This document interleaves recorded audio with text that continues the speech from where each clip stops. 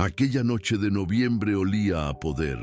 Era un aroma denso, una mezcla del perfume carísimo de las mujeres con el whisky añejo en las copas de los hombres, todo flotando en el aire del salón de baile más exclusivo de la ciudad. Para Lucas, sin embargo, el único olor que importaba era el del producto de limpieza que usaba para pulir el suelo de mármol, un aroma químico y anónimo que se había convertido en la banda sonora de su vida en los últimos 5 años. Se movía por los bordes del evento como un fantasma, su presencia tan funcional e invisible como la de los cubiertos de plata sobre las mesas. Nadie lo veía, y era exactamente así como él prefería. Cada brillo que le sacaba al suelo era un pequeño acto de devoción, un pago silencioso por una deuda que no era suya. Sus padres, músicos soñadores y financieramente irresponsables, habían partido de este mundo dejando atrás no solo la nostalgia, sino también una montaña de obligaciones que Lucas, su único hijo, asumió como una misión sagrada. Abandonó el conservatorio, vendió el piano de la familia y cambió las teclas de marfil por el mango de un trapeador. A los 26 años, el ex niño prodigio del piano clásico era solo el conserje, una sombra que limpiaba la suciedad dejada por la élite de la ciudad. Observaba los rostros de los invitados, las risas forzadas, los apretones de manos calculados y sentía una desconexión profunda, como si viera una película en un idioma que antes dominaba, pero que ahora había olvidado. Sus manos, que un día se deslizaron sobre sonatas de Chopin con la intimidad de un amante, ahora eran ásperas y callosas por el trabajo manual. Aún así, bajo los guantes de goma, todavía sentía el hormigueo fantasma de las teclas, una memoria muscular que se negaba a morir, un eco doloroso de quién había sido un día y de quién se había prometido a sí mismo nunca más ser. Historias como la de Lucas, llenas de secretos y sacrificios, son las que nos conmueven. Llevaba un mundo entero dentro de sí, escondido bajo un simple uniforme y una mirada baja. Si tú también crees en el poder de una segunda oportunidad y en la fuerza que existe detrás de las apariencias, deja ya tu me gusta y suscríbete al canal. Eso nos ayuda a seguir trayendo narrativas que, como la suya, merecen ser contadas y que nos recuerdan que los mayores talentos, a veces, se encuentran donde menos esperamos. La reina de aquella noche, y de casi todas las otras noches, era Isabela Montenegro. Ella no entraba en un lugar, lo invadía.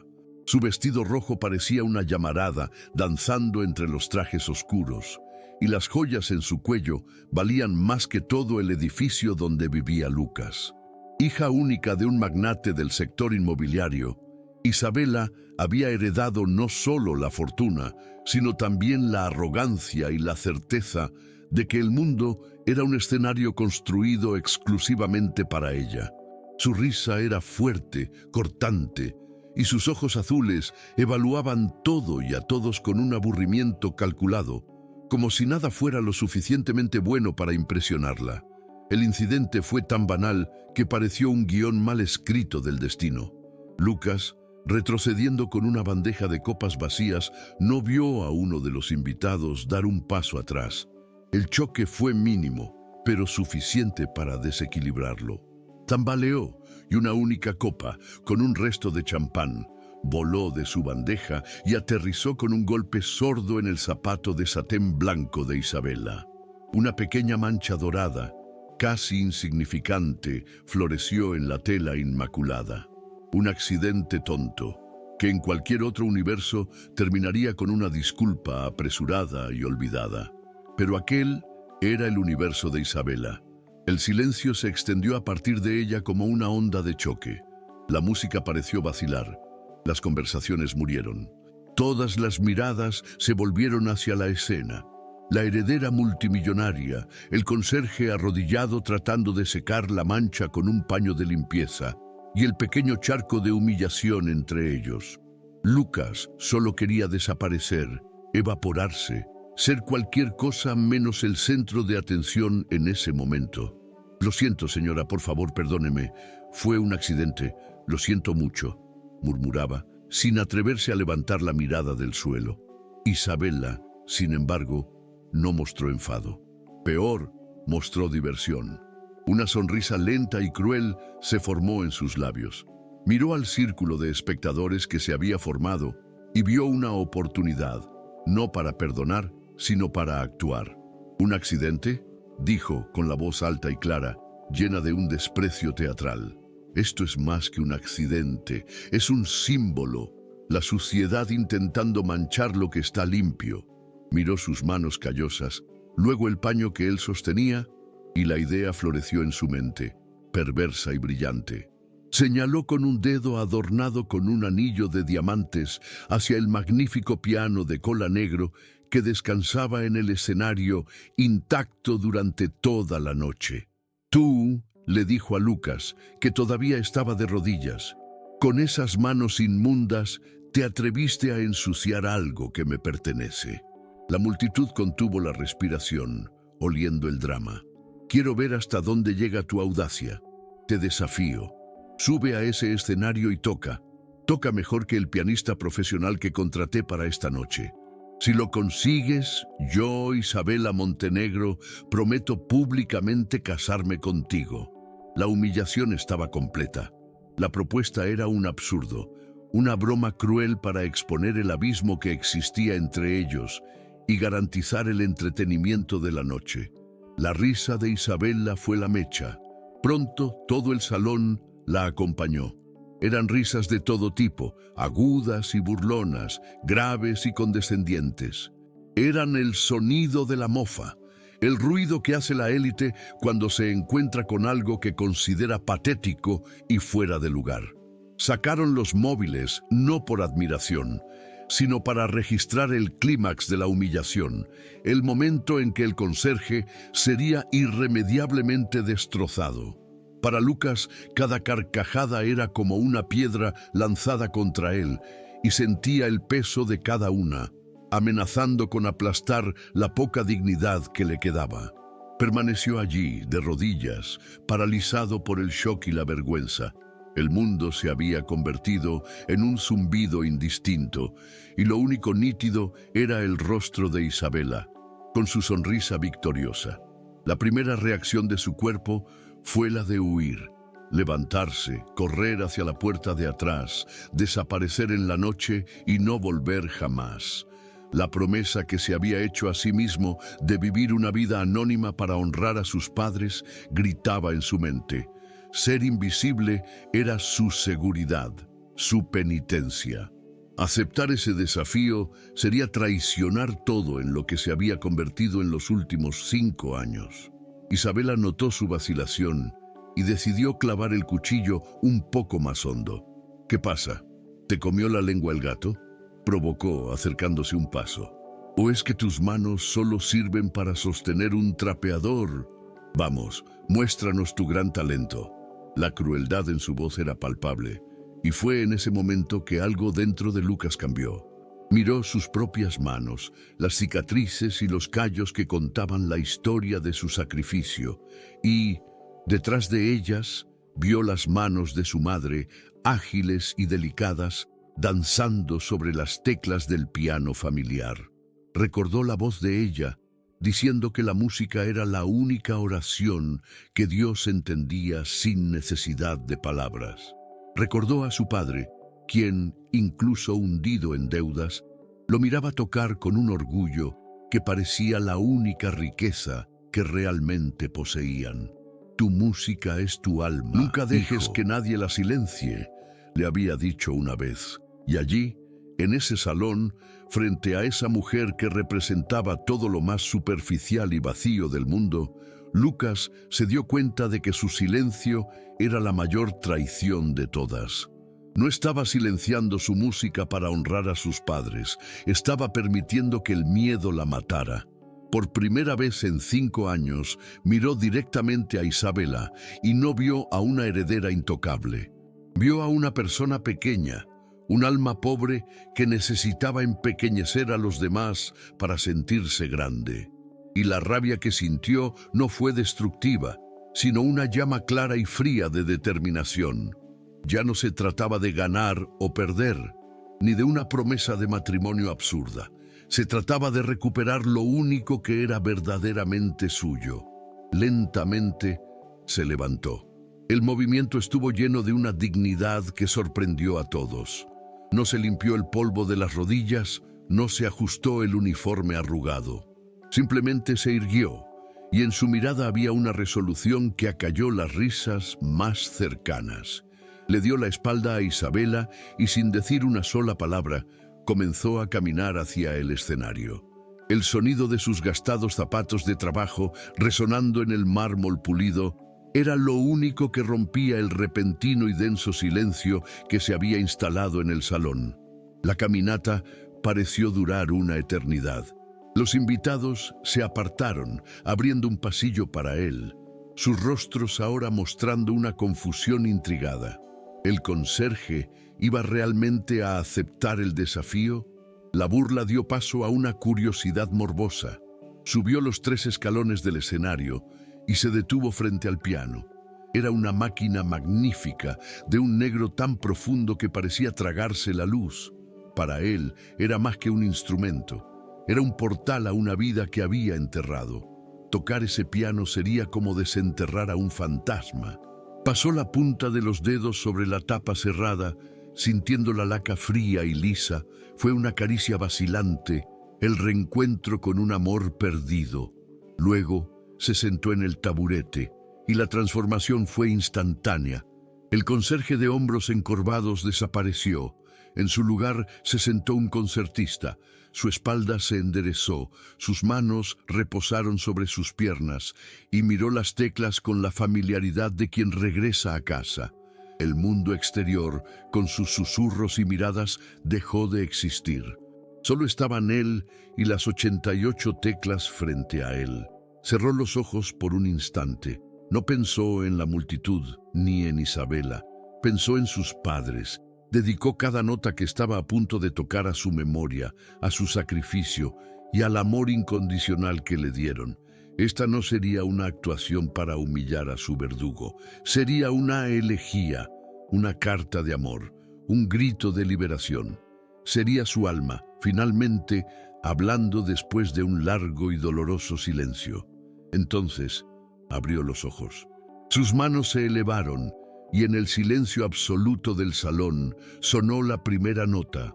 No fue un acorde estruendoso, sino una única nota, cristalina y perfecta, que pareció flotar en el aire como una lágrima de sonido. Contenía toda la melancolía y toda la belleza que había guardado durante 5 años. El pianista profesional, que observaba todo con una sonrisa divertida, se enderezó en su silla, la sonrisa desapareciendo. Reconoció en esa única nota una profundidad y una técnica que no se aprenden, sino que se viven. Y entonces Lucas comenzó a tocar de verdad. La pieza que eligió no fue una melodía simple para agradar, fue la Balada No. 1 en sol menor de Chopin, una obra maestra de pasión, furia y desesperación. Las notas iniciales eran como preguntas susurradas en la oscuridad, contando la historia de su pérdida, de la confusión que siguió a la muerte de sus padres. Sus dedos, antes duros y torpes por el trabajo, ahora eran fluidos y precisos, moviéndose con una intimidad que parecía sobrenatural. La música llenó el salón, y las sonrisas en los rostros de los invitados se congelaron. La gente comenzó a bajar sus móviles. La necesidad de registrar la humillación fue reemplazada por la necesidad de comprender la belleza abrumadora que estaban presenciando. Los susurros cesaron por completo. El único sonido era el del piano, que ahora contaba una historia. La historia de un joven talento que fue forzado a esconderse, a anularse, a sacrificar su arte en nombre del deber y del amor. La música era su biografía, contada sin palabras. La melodía creció, transformándose en una tormenta de arpegios y acordes poderosos. Sus dedos volaban sobre el teclado, un borrón de movimiento y emoción. Esa furia sonora era su rabia, su frustración acumulada durante años de trabajo invisible, de soledad, de anhelo. Atacaba las teclas no con odio, sino con la pasión de quien finalmente puede gritar. La música era su catarsis y estaba compartiendo su alma con extraños que minutos antes se reían de su desgracia. Isabela observaba todo, inmóvil, cerca del escenario. Su rostro, antes un pozo de arrogancia, era ahora una máscara de pura incredulidad. Aquello no podía estar sucediendo. El conserje, el don nadie, el insecto que había decidido aplastar por diversión, estaba creando algo hermoso, algo poderoso, algo que la estaba conmoviendo en contra de su voluntad. Sentía que la música perforaba su armadura de cinismo, y eso la dejaba incómoda, expuesta. Quería que parara, pero al mismo tiempo no podía apartar la mirada ni taparse los oídos. La pieza se sumergió entonces en un pasaje más lento, de una tristeza casi insoportable. Las notas lloraban. Eran los 5 años de luto, de trabajo exhaustivo, de noches solitarias, en un apartamento vacío. Eran el recuerdo del olor a hospital, el peso de las facturas, el adiós a su futuro. En ese momento no solo estaba tocando música, estaba transcribiendo su dolor en tiempo real, y todo el salón sentía el peso de cada nota. Algunas de las mujeres que antes se reían, ahora tenían lágrimas discretas corriendo por sus mejillas. Entonces, la música comenzó a cambiar una vez más. La tristeza dio paso a una melodía que, aunque todavía melancólica, contenía una semilla de esperanza, de resiliencia. Era la aceptación, la fuerza encontrada en el sacrificio, la belleza que puede nacer del dolor. Era Lucas diciéndole al mundo, y a sí mismo, que a pesar de todo, había sobrevivido, que su alma, aunque silenciada, nunca había muerto de verdad. Estaba allí, herido, pero entero. El clímax de la pieza fue una explosión, una cascada de notas que ascendían en un crescendo de poder y liberación. Era su afirmación final. No era un conserje que sabía tocar el piano. Era un pianista que, por circunstancias de la vida, trabajaba como conserje. La música rugía, el piano temblaba bajo la fuerza de su pasión, y todo el salón parecía contener la respiración, arrastrado en ese torrente de sonido y sentimiento. Estaba reivindicando su identidad, nota por nota. Y entonces, con la misma perfección con la que comenzó, tocó la nota final. Resonó por el salón, larga y vibrante, antes de disolverse en un silencio absoluto. Un silencio más profundo y pesado que cualquier otro esa noche. Nadie se movió, nadie se atrevió a respirar. El hechizo de la música todavía flotaba en el aire, y el contraste entre la belleza que acababan de escuchar y la crueldad que la precedió era casi doloroso. Lucas permaneció sentado, con la cabeza baja, el pecho subiendo y bajando rápidamente. Estaba agotado como si hubiera corrido un maratón. Había derramado 5 años de su vida en esas teclas. Lentamente levantó el rostro. Sus ojos estaban húmedos, pero su mirada era firme. Ya no parecía un hombre humillado, parecía un rey allí en su trono de ébano y marfil. El primer aplauso vino de donde menos se esperaba. Fue el pianista profesional, que se levantó de su mesa con el rostro pálido de admiración y shock. Aplaudió solo por un segundo y su aplauso fue como un permiso para que todos los demás se unieran. Y entonces el salón explotó. La ovación fue estruendosa, una ola de sonido que barrió el escenario. No era el aplauso educado de la élite. Era un reconocimiento genuino, visceral, de que habían presenciado algo extraordinario.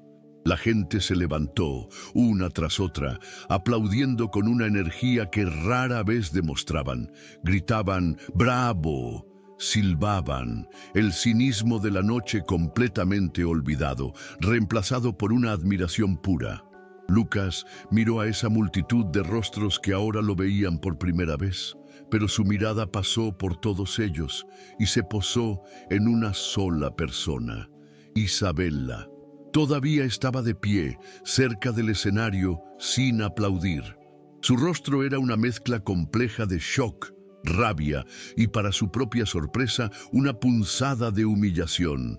El juego había cambiado de forma espectacular y ella, la cazadora, era ahora la presa, acorralada por la trampa que ella misma había creado. Cuando la última nota se disipó y la ovación explotó, Lucas sintió como si estuviera despertando de un trance. El sonido de los aplausos, algo que un día había conocido tan bien, ahora sonaba extraño, casi violento.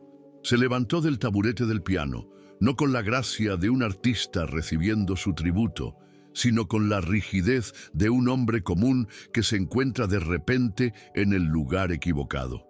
No hizo una reverencia. Simplemente se quedó allí, de pie en el escenario, el humilde uniforme de conserje en total disonancia con la genialidad que acababa de demostrar. La gente comenzó a acercarse, rompiendo la barrera invisible entre el público y el escenario. Eran rostros que solo conocía de revistas y columnas sociales. Un director de orquesta de renombre internacional, una actriz famosa, un empresario que, horas antes, había pasado a su lado sin siquiera notar su existencia. Ahora, todos querían estrechar su mano, saber su nombre, entender de dónde había venido. «Muchacho, ¿qué alma tienes en esos dedos?», dijo el director con los ojos llorosos. Lucas solo asentía, abrumado, incapaz de formular una respuesta. No estaba acostumbrado a ser visto. Mientras tanto, el mundo digital se movía más rápido de lo que cualquiera allí podría imaginar. Los videos, grabados inicialmente para burlarse, ahora eran la prueba de un milagro. Los subtítulos cambiaban en tiempo real. Conserje humillado por multimillonaria se transformaba en genio desconocido es descubierto en gala de lujo. La historia tenía todos los elementos de una leyenda moderna: el oprimido talentoso, la villana arrogante, el giro espectacular. Antes incluso de que la fiesta terminara, el nombre de Isabella Montenegro ya estaba asociado a palabras como crueldad y arrogancia. Incapaz de soportar la escena, Isabella aprovechó la confusión en torno a Lucas para huir. Las miradas que antes la adoraban, ahora la juzgaban, y sentía el peso de cada una de ellas. Su espectáculo de poder se había transformado en su propia humillación pública. Salió apresuradamente por la parte de atrás, el rostro una máscara de furia e incredulidad, dejando atrás al hombre que había intentado destruir y que, sin querer, acababa de crear. La reina había sido destronada en su propio castillo. Lucas también necesitaba escapar, pero por razones diferentes. El ruido, los elogios, los rostros curiosos, todo aquello era demasiado. Con la misma discreción con la que siempre se había movido, encontró un pasaje por los bastidores, bajó por una escalera de servicio y salió por la puerta trasera, el camino que conocía tan bien. Caminó apresurado por la noche fría, el sonido de la ovación aún resonando en sus oídos, no como una victoria, sino como el presagio de una complicación que no sabía si estaba listo para enfrentar.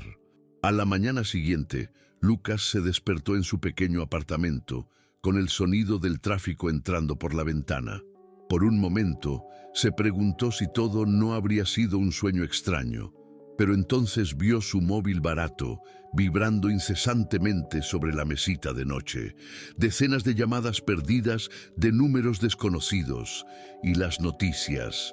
Su rostro estaba en todas partes: sitios de cotilleo, portales de noticias, blogs de música. Le dieron un apodo: el pianista anónimo. Su historia, la del conserje que silenció a la élite, era el tema del día. La narrativa que se formó era irresistible. El público lo abrazó como un héroe, un símbolo de que el talento y la dignidad pueden florecer en los lugares más inesperados. Y, en la misma medida en que él era exaltado, Isabella era condenada. Los titulares eran brutales. La promesa de la multimillonaria, boda o farsa. La apuesta absurda que había hecho en un momento de arrogancia ahora era un contrato público. Y todo Internet era el testigo. Su frase, dicha para humillar, se viralizó como un meme, un símbolo de su propia ruina.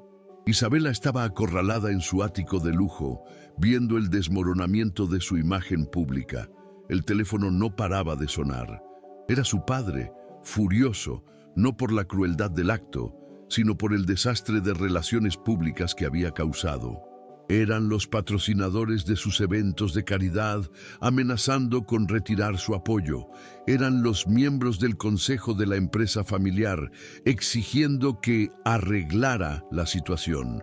Por primera vez en su vida, Isabela se sentía completamente impotente, una prisionera en su torre de marfil, atormentada por sus propias palabras. Desde su modesto apartamento, Lucas seguía la tormenta. Una parte oscura de él sintió una punzada de satisfacción. Podía acabar con ella. Podía aceptar la propuesta de matrimonio, arrastrarla a un circo mediático y destruir su vida como ella había intentado destruir la suya. Sería la venganza perfecta, la justicia poética por 5 años de sacrificio e invisibilidad. Pensó en todas las veces que comió lo mínimo para poder pagar una factura, en todas las noches que pasó solo, en el sueño que tuvo que abandonar. Merecía esa reparación. En ese momento crucial, Lucas tenía el poder de destruir a la mujer que lo humilló o de usar esa fuerza para reconstruirse a sí mismo de una manera que ella jamás entendería. Es una elección que define quiénes somos. ¿Qué camino seguimos cuando el poder está en nuestras manos? Si crees que la verdadera superación no está en la venganza, sino en construir un futuro mejor, haz clic en el botón de suscripción. Tu apoyo nos permite seguir contando historias sobre personas que, como Lucas, eligen la luz en lugar de la oscuridad. Al final de la tarde, un coche negro y reluciente, tan fuera de lugar en su calle como un diamante en un tarro de barro, se detuvo frente a su edificio. Un hombre de traje con aire nervioso salió y tras una breve vacilación tocó su interfono. Era el asistente personal de Isabela. El mensaje fue corto y directo. La señora Montenegro solicita una reunión en un lugar neutral esta noche. Lucas sabía que el enfrentamiento era inevitable. Aceptó. El lugar elegido fue una antigua sala de conciertos en el centro de la ciudad, un lugar que había estado cerrado al público durante años. Era un espacio polvoriento y silencioso, lleno de fantasmas de aplausos pasados, un lugar donde, irónicamente, sus padres se habían presentado una única vez, al principio de sus carreras. Cuando Lucas entró, Isabela ya estaba allí, sentada en la primera fila de butacas vacías frente al escenario. No llevaba joyas ni vestidos extravagantes. Parecía más pequeña, más pálida, y en sus ojos había una furia contenida. El silencio entre ellos era pesado. Fue ella quien lo rompió, con la misma táctica que siempre había usado para resolver problemas. Sacó una chequera de su bolso, la rellenó con un gesto rápido y la deslizó sobre la butaca vacía a su lado. «Aquí», dijo con la voz baja y tensa, «es suficiente para que compres un país pequeño. Tómalo y desaparece. Dile a la prensa que todo fue una broma, que te pagaron para hacerlo. Haz que esta historia desaparezca». Lucas miró el cheque, la cantidad con tantos ceros que parecía irreal. Era la solución a todos sus problemas financieros, el fin de la deuda de sus padres, una vida de comodidad. Pero no lo tocó. Con un movimiento tranquilo, empujó el cheque de vuelta hacia ella. «¿De verdad crees que esto se trata de dinero?», preguntó, y su voz, aunque suave, resonó por todo el teatro vacío. Por primera vez, Isabela pareció genuinamente perdida. «No se trata de dinero», repitió incrédula. «Todo se trata de dinero». Lucas negó con la cabeza.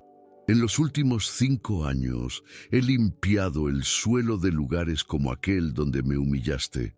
Lo hice para pagar las deudas de mis padres, para que sus nombres pudieran descansar en paz. Ningún cheque en el mundo puede comprar el valor de esos 5 años. Lo que me ofreciste fue un insulto. Lo que quiero de ti no se puede comprar. El miedo comenzó a asomar en los ojos de Isabela. Si no era dinero, entonces solo podía ser una cosa. ¿Qué quieres entonces? ¿Venganza? Su voz tembló un poco. ¿Es eso? ¿Quieres que cumpla esa promesa ridícula? ¿Quieres casarte conmigo, atarme a ti y arruinar mi vida?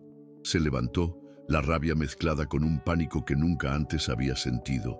La idea de estar atada a ese hombre, a ese conserje, era una pesadilla peor que cualquier escándalo. ¿Casarme contigo? Lucas soltó una risa corta y sin alegría. Sería un castigo para los dos. No, no quiero tu mano, ni tu fortuna, ni tu vida. Hizo una pausa, mirando el escenario vacío, el lugar donde su vida podría haber sido. Quiero lo que me quitaste. Quiero mi tiempo de vuelta. Los 5 años que perdí. Vas a patrocinar mi regreso a la música. Vas a usar tu influencia para limpiar el nombre de mis padres y darme la oportunidad que nunca tuve. Y a cambio, se giró y la miró fijamente, el poder ahora enteramente de su lado. A cambio, te enseñaré lo que tu dinero y tu poder nunca podrán comprar. La confusión en el rostro de ella era total. ¿Enseñarme? ¿Enseñarme qué? Su arrogancia intentaba luchar por volver a la superficie. Tú, un conserje, ¿me vas a enseñar algo a mí? Era un último acto de desafío, un último intento de mantenerse superior. Sí, yo, dijo él con una calma abrumadora. Te enseñaré qué es la humildad, te enseñaré qué es la empatía, te mostraré el mundo que existe más allá de los muros de tu ático y de los cristales oscuros de tu limusina. Te enseñaré el valor de un ser humano. La propuesta era tan audaz, tan impensable, que Isabela se quedó sin palabras. No quería destruirla. Lo miró al hombre que había intentado aplastar y vio en él una fuerza que no comprendía. Le estaba ofreciendo una salida, una manera de transformar el desastre en una historia de redención. Sería humillante de una forma diferente, una humillación privada, larga y quizás transformadora. ¿Era eso o la ruina pública? Pensó en los contratos, en su padre, en su reputación. Y quizás, en el fondo, una pequeña parte curiosa de ella se preguntó cómo sería el mundo visto a través de los ojos de él. Hecho, dijo, la palabra saliendo como un suspiro de rendición. Y allí, en el silencio de ese antiguo teatro, los dos enemigos formaron la más improbable de las alianzas. No con un contrato firmado, sino con un tenso asentimiento de cabeza. El conserje se convertiría en el mentor y la multimillonaria en su alumna reacia. La venganza había sido descartada. La verdadera historia, la de superación, estaba a punto de comenzar.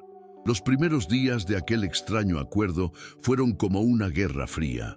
Isabela cumplió su parte del trato con una eficiencia calculada.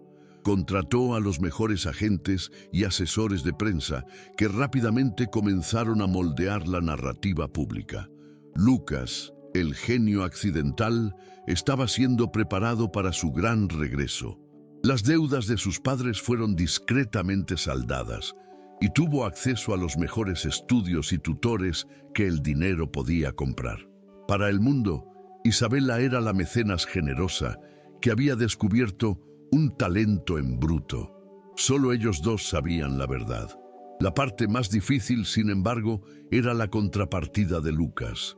Su primera clase no fue en una sala de reuniones, sino en los pasillos de servicio de uno de los hoteles de lujo de la familia Montenegro.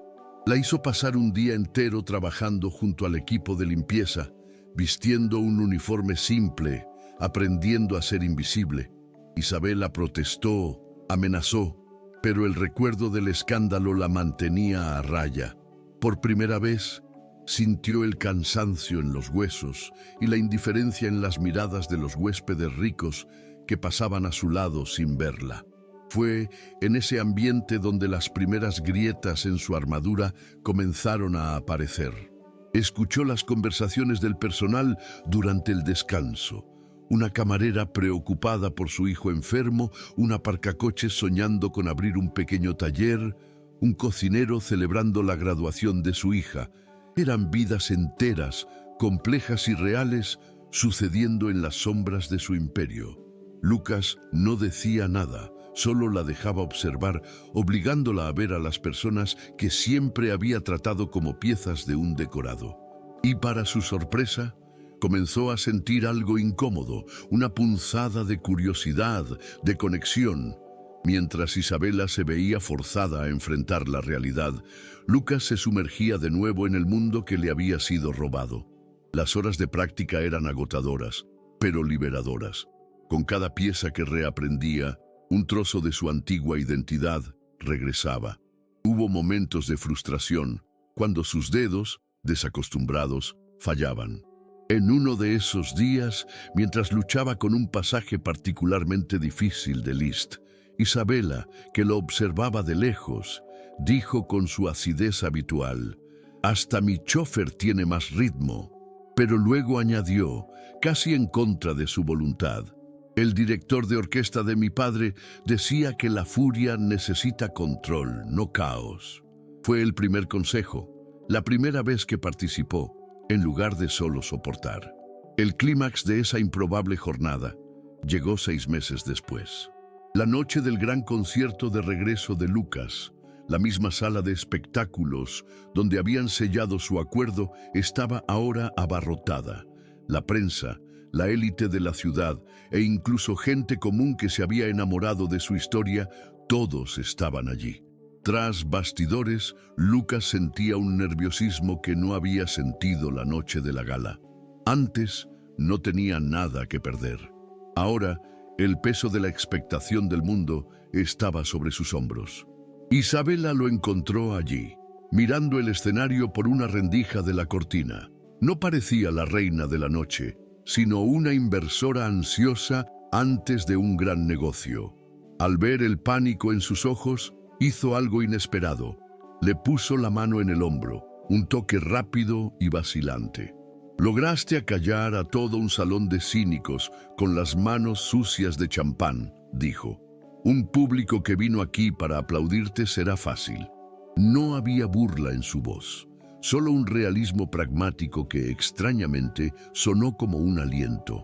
Cuando Lucas caminó hacia el centro del escenario, la ovación que lo recibió fue ensordecedora. Se sentó al piano y cuando comenzó a tocar, la música que fluyó no era solo la de Chopin o Liszt, era su propia historia. Había la melancolía de los años de pérdida, la furia de la humillación, pero también había notas nuevas, complejas. Estaba la extrañeza de su alianza con Isabela, el descubrimiento de un mundo que no conocía y, sobre todo, la esperanza de un nuevo comienzo. Era una interpretación más sabia, más profunda. Desde las bambalinas, Isabela observaba, hipnotizada.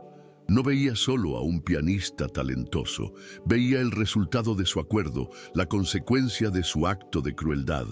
Veía las lágrimas en los ojos de la gente del público, la admiración genuina, la alegría que su música proporcionaba. Y comprendió, con una claridad que la asustó, que esa sensación, la de haber contribuido a crear algo tan hermoso, era infinitamente más poderosa y satisfactoria que la sensación de simplemente poseer cosas hermosas. En ese momento, algo dentro de ella finalmente se rompió para poder ser reconstruido. El concierto terminó con el público de pie, en un aplauso frenético que duró más de 10 minutos. Lucas lo había logrado. Su regreso al mundo de la música fue triunfal. La deuda con la memoria de sus padres estaba pagada. Estaba, finalmente, libre. Hizo una reverencia, esta vez como el artista que era, sintiendo la ola de afecto y reconocimiento lavar 5 años de dolor y silencio. Tras la actuación, la prensa los rodeó. Un periodista se dirigió a Isabela con un micrófono en la mano. Señora Montenegro, su proyecto de rehabilitación ha sido un éxito absoluto. ¿Qué tiene que decir? Isabela miró a Lucas, que estaba a su lado, y luego a las cámaras. Una sonrisa enigmática apareció en sus labios. «Se han equivocado por completo», dijo, y su voz silenció a todos. «Lucas nunca fue mi proyecto. Yo fui el suyo». Con esa frase reescribió la historia, abdicando del papel de salvadora y por primera vez admitiendo su propia falla y transformación. Más tarde esa noche, cuando el teatro estaba de nuevo vacío y silencioso, los dos se encontraron en el escenario. La tensión entre ellos se había disipado, reemplazada por un respeto reacio. «Entonces», dijo ella mirando el piano, «supongo que estamos en paz». Lucas asintió. «Sí, estamos en paz». El acuerdo estaba cumplido. El contrato invisible que los unía había llegado a su fin, dejando en el aire la pregunta sobre qué vendría después para la alianza más extraña de la ciudad. Para Lucas, el futuro era claro. Ya no era el conserje, ni solo el pianista anónimo. Era él mismo. Con el dinero y el prestigio que ganó, inició una pequeña fundación para ofrecer becas de estudio a jóvenes músicos de familias sin recursos, asegurando que ningún otro talento tuviera que ser silenciado por las circunstancias de la vida. Finalmente encontró la paz, no en la invisibilidad, sino en el propósito. Para Isabela, el cambio fue más sutil, pero más profundo. No se convirtió en una santa de la noche a la mañana, pero la semilla de la empatía había sido plantada. Se convirtió en la principal financiadora de la fundación de Lucas, usando su poder ya no para controlar, sino para construir. Descubrió que el verdadero poder no residía en ser servida, sino en servir a un propósito más grande que ella misma, algo que las clases silenciosas de Lucas le habían enseñado. Meses después, en una tarde soleada, Lucas daba una clase a un grupo de jóvenes en la sede de su fundación. Desde el fondo de la sala, Isabela observaba, no como una patrocinadora fiscalizando su inversión, sino con un interés genuino. Sus miradas se cruzaron por un instante. No hubo palabras, solo un breve asentimiento de cabeza y una pequeña sonrisa compartida. No eran amigos, ni amantes, ni enemigos. Eran dos personas de mundos diferentes que colisionaron violentamente y en el proceso se salvaron mutuamente. La jornada de Lucas e Isabela nos muestra que los giros más extraordinarios de la vida a menudo nacen de nuestros momentos más oscuros, y que la verdadera fuerza no reside en no caer nunca, sino en el coraje de levantarse y, más importante aún, en la humildad de ayudar a levantar a aquel que un día derribamos. Si esta historia de redención y superación tocó tu corazón, deja un último comentario y compártela. Tu interacción nos ayuda a seguir difundiendo el mensaje de que, sin importar cuán diferentes seamos, todos merecemos una segunda oportunidad. Gracias por vernos.